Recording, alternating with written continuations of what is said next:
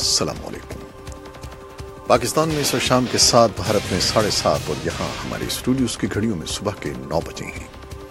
Voice of America Washington کی Urdu service سے ہماری باقاعدہ نشریات کا آغاز ہوتا ہے۔ پہلے گھنٹے کے لیے میں ہوں آپ کا میزبان خالد حمید۔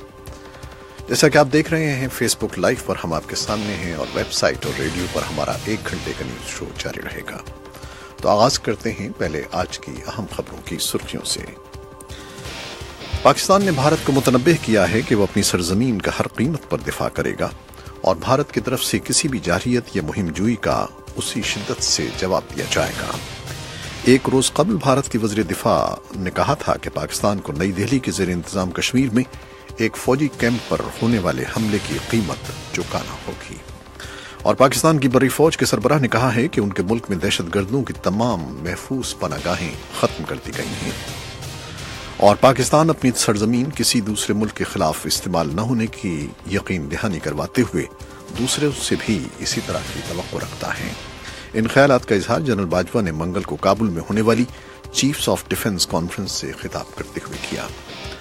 زینب قتل کیس کی سماعت کرنے والی لاہور کی انسدادی دہشت گردی کی خصوصی عدالت میں ملزم عمران علی پر فرد جرم عائد کر دی گئی ہے، اور پاکستان کی عدالت عظمیٰ نے سندھ پولیس کے سابق SSP راؤ انوار کی ایک ماورائے عدالت قتل کیس میں حفاظتی ضمانت منظور کرتے ہوئے انہیں 16 فروری کو عدالت میں پیش ہونے کا حکم دیا ہے۔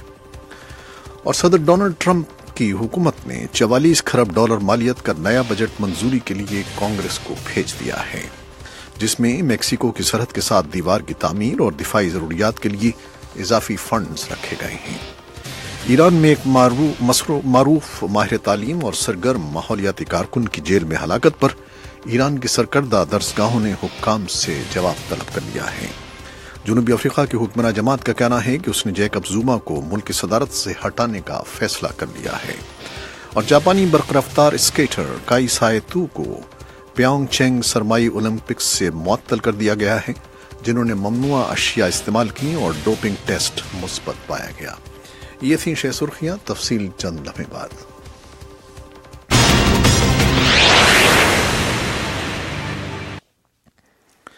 تو سب سے پہلے چلتے ہیں اسلام آباد، جہاں ہمارے نمائندے ہیں محمد اشتیاق پر بھی بات کریں گے، لیکن پہلے ہم بھارت اور پاکستان کے درمیان جو یہ وزرائے دفاع کے بیانات کا تبادلہ ہو رہا ہے اس پر بات کر لیتے ہیں۔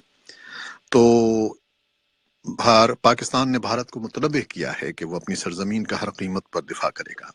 ایک روز پہلے بھارتی وزیر دفاع نے بھی پاکستان کو نئی دہلی کے زیر انتظام کشمیر میں ایک فوجی کیمپ پر ہونے والے حملے کی قیمت چکانے کی دھمکی دی تھی۔ تو یہ کیا خبریں ہیں آپ کے پاس؟ اور اپنے جنرل باجوہ بھی افغانستان گئے ہیں ایک کانفرنس میں شرکت کے لیے، ان سب خبروں کی کچھ تفصیل آپ کے پاس ہے؟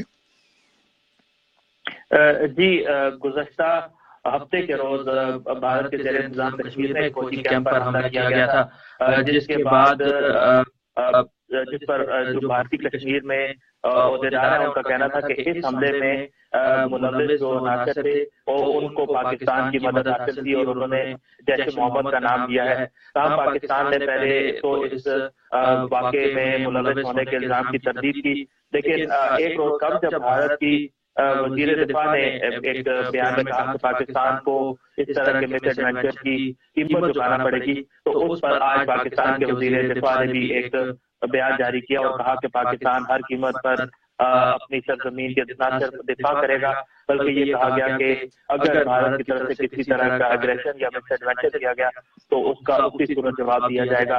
جبکہ یہ بھی کہا گیا کہ اس حملے کسی بھی طرح کی اس طرح کی جارحیت یا ممکنہ کارروائی کی صورت میں اسی طرح کا جواب دیا جائے گا جس طرح کی کارروائی کی جائے گی۔ تو یہ پاکستان کا رد عمل ہے، جبکہ اب سے کچھ دیر قبل پاکستان کی وزارت خارجہ نے بھی ان الزامات کی تردید کی ہے جن میں یہ تاثر دینے کی کوشش کی گئی تھی، جن میں یہ کہا گیا تھا کہ پاکستان اس حملے میں ملوث ہے۔ پاکستان کا یہ کہنا ہے کہ بغیر تحقیقات کے اس طرح کا الزام لگانا کسی صورت درست نہیں، اور پہلے تفتیش مکمل کر لینی چاہیے، جبکہ اس کے بعد کوئی بھی اس طرح کا بیان دینا چاہیے۔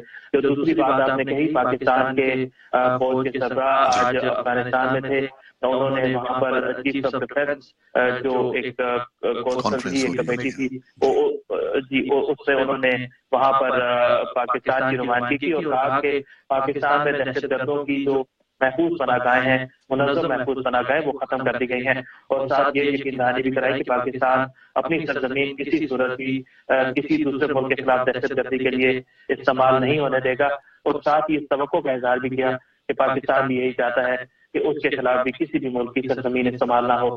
اس کانفرنس میں جو دیگر وسط ایشیائی ممالک کے وزرائے دفاع ہیں یا عسکری عہدیدار ہیں، وہ انہوں نے شرکت کی، جبکہ اس کے علاوہ افغانستان میں تعینات ریزولوٹ سپورٹ مشن کے سربراہ بھی وہاں موجود تھے۔ چلیں، یہ تو ایک تفصیل ہو گئی اس خبر کی، اور اب ہم چلتے ہیں اس خبر کی طرف جو قومی اسمبلی نے قرارداد منظور کی ہے اور جس میں مذہبی ہم آہنگی کو فروغ دینے کی بات کی گئی ہے۔ اس کی خبر کیا ہے آپ کے پاس؟ جی، آپ نے بالکل درست کہا۔ حزب مخالف کی جماعت پیپلز پارٹی کی ایک خاتون رکن قومی اسمبلی بیلم حسنین، انہوں نے یہ قرارداد قومی اسمبلی میں پیش کی، اور ان کا یہ کہنا تھا کہ پاکستان کو اس وقت مذہبی ہم آہنگی کی اشد ضرورت ہے، اور اگر پاکستان کا مثبت تشخص اجاگر کرنا ہے عالمی سطح پر، تو دنیا کو یہ بتانا ہوگا کہ نہ صرف یہاں پر پاکستان میں مسلمان بلکہ دیگر مذاہب سے تعلق رکھنے والے بھی محفوظ ہیں، اور وہ اپنی زندگی آزادی سے گزار سکتے ہیں، اور جہاں جتنے لوگ بھی آباد ہیں ان کے درمیان مذہبی ہم آہنگی موجود ہے۔ ان کی اس قرارداد کو منظور کر لیا گیا۔ بیلم حسنین نے وائس آف امریکہ سے گفتگو میں بتایا کہ انہوں نے اپنی قرارداد کے ساتھ ساتھ جب انہیں بات کرنے کا موقع دیا گیا ایوان میں، تو انہوں نے اس بات پر یہ تجویز بھی دی کہ اگر مساجد میں جمعے کے روز جو خطبات ہوتے ہیں ان میں بھی اگر اس بات کو اجاگر کیا جائے یا اس بات پر زور دیا جائے کہ مذہبی ہم آہنگی کتنی عام ہے، تو شاید یہ زیادہ بہتر ہوگا۔ اس پر مذہبی حلقوں کا بھی یہ کہنا ہے کہ یقیناً جو مذہبی رہنما ہیں اور خاص طور پر جمعے کے اجتماعات ہیں ان کی اپنی اہمیت ہے، اور اگر اس موقع پر یہ آواز بلند کی جائے تو یہ ایک اس سے ایک اچھا پیغام ملے گا اور لوگوں کو۔ بہت شکریہ محمد اشتیاق آپ کا۔ تو یہ تھے ہمارے نمائندے اسلام آباد میں محمد اشتیاق، جن سے ہم گفتگو کر رہے تھے مختلف خبروں پر۔ اور کچھ مزید خبریں ہیں پاکستان سے ہی متعلق ہیں۔ زینب قتل کیس کی سماعت کرنے والی لاہور کی انسداد دہشت گردی کی خصوصی عدالت میں ملزم عمران علی پر فرد جرم عائد کر دی گئی ہے۔ لاہور میں قائم کوٹ لکھپت جیل میں زینب قتل کیس کے مقدمے کی سماعت کا آغاز پیر کو ہوا تھا۔ مقدمے کی سماعت کرنے والی انسداد دہشت گردی عدالت کے جج سجاد احمد نے صبح 9 بجے سماعت شروع کی، جو رات 8 بجے تک جاری رہی، اور پاکستان کی عدالت عظمیٰ نے سندھ پولیس کے سابق ایس ایس پی راؤ انور کی ایک ماورائے عدالت قتل کیس میں حفاظتی ضمانت منظور کرتے ہوئے انہیں 16 فروری کو عدالت کے سامنے پیش ہونے کو کہا ہے۔ کراچی میں جنوبی وزیرستان سے تعلق رکھنے والے 27 سالہ نوجوان نقیب اللہ سمیت 4 افراد کو مبینہ طور پر ماورائے عدالت قتل کرنے سے متعلق مقدمے کی سماعت منگل کو سپریم کورٹ میں ہوئی۔ اس بارے میں ہمارے پاس رپورٹیں بھی ہیں جو چند لمحے بعد آپ کے لیے پیش کریں گے۔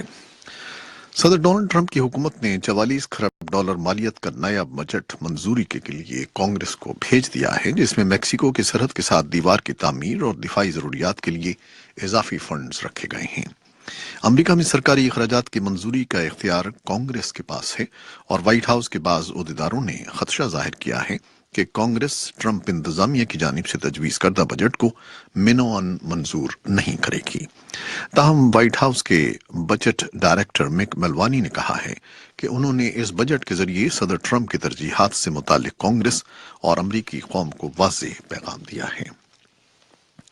ایران میں ایک معروف ماہر تعلیم اور سرگرم ماحولیاتی کارکن کی جیل میں ہلاکت پر ایران کی سرکردہ درسگاہوں نے حکام سے جواب طلب کیا ہے۔ ایران کی 4 سرکردہ یونیورسٹیوں کے نمائندہ 4 تعلیمی سوسائٹیز کے گروپ نے ایک خط میں ایران کے صدر حسن روحانی سے کہا ہے کہ قاؤس سید امامی کی گرفتاری اور ان کی موت سے متعلق افواہیں اور خبریں ناقابل یقین ہیں۔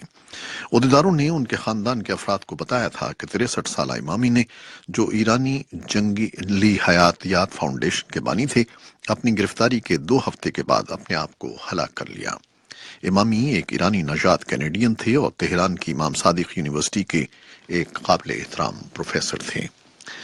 جنوبی افریقہ کی حکمراں جماعت کا کہنا ہے کہ اس نے جیکب زوما کو ملک کی صدارت سے ہٹانے کا فیصلہ کر لیا ہے، حالانکہ اس بات کا کوئی اشارہ نہیں ہے کہ زوما اس فیصلے پر عمل کریں گے۔ اے این سی کے سیکریٹری جنرل مگا شولے نے منگل کے روز اخباری نمائندوں کو بتایا کہ پارٹی لیڈرز نے زوما سے ملاقات کی اور انہیں اس فیصلے سے آگاہ کیا جو ان کے مطابق ملکی آئین کی شق کے مطابق ہے۔ زوما کی طرف سے کوئی بیان نہیں آیا ہے اور مگا شولے کا کہنا ہے کہ انہوں نے زوما کو کوئی حتمی تاریخ نہیں دی ہے۔ جاپانی برق رفتار اسکیٹر کائی سائتو کو پیونگ چینگ سرمائی اولمپکس سے معطل کر دیا گیا ہے، جنہوں نے ممنوعہ اشیاء استعمال کی اور ڈوپنگ ٹیسٹ مثبت پایا گیا۔ سائتو پچھلے پیر کو جنوبی کوریا کے ایتھلیٹس ولیج میں پہنچا تو فوراً بعد اس کا ٹیسٹ کیا گیا جو مثبت نکلا۔ انہوں نے کارکردگی میں اضافہ کرنے والی دوا استعمال کی تھی۔ سائتو نے اس بات پر حیرانی کا اظہار کیا کہ اس نے کبھی یہ اسٹیرائڈ استعمال نہیں کی اور وہ نتائج پر پریشان ہیں۔ ایسوسی ایٹڈ پریس کے مطابق وہ 5000 میٹر ریلے ٹیم کا ریزرو کھلاڑی تھا۔ پیونگ چینگ اولمپکس کا یہ پہلا ڈوپنگ کیس ہے۔ یہ تھیں وہ خبریں اور رپورٹیں جو ہم نے فیس بک لائیو پر آپ کے لیے پیش کی۔ ویب سائٹ اور ریڈیو پر ہمارا یہ 1 گھنٹے کا نیوز شو جاری ہے، ہمارے ساتھ رہیے گا۔ فیس بک لائیو سے اجازت لیتے ہیں، اللہ حافظ۔